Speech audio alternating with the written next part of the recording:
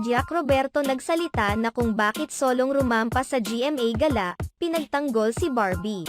Nagbigay na ng pahayag ang kapuso aktor na si Jack Roberto at nilinaw ang totoong dahilan umano kung bakit solo siyang rumampa sa red carpet noong GMA Gala 2023. Tila ipinagtatanggol umano nito ang kanyang girlfriend na si Barbie Forteza na nauna nang nakatanggap ng pambabatikos dahil sa pambabaliwala umano nito sa kanyang boyfriend na si Jack para sa love team nila ni David Licauco.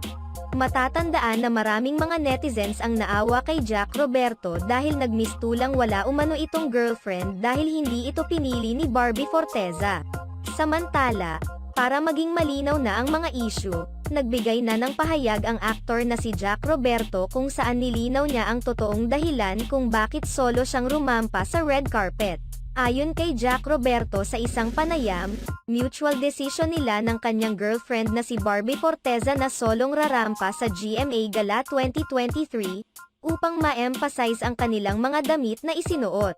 Nag-usap kami na kailangan solo-solo kami na dumaan sa red carpet para mas ma-emphasize yung damit at makapag-thank you sa designers, mas may spot kumbaga, pahayag ni Jack Roberto. Gayunpaman, marami pa rin ang hindi naniniwala ito lang ang dahilan ng dalawa dahil na-emphasize pa rin naman ang mga damit ng rum-ampang couple.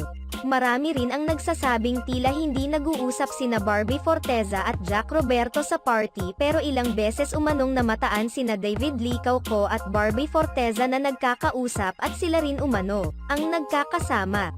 Dahil dito, naglabasan ang ilang mga memes online kung saan tinatawag na immune to jealousy si Jack Roberto.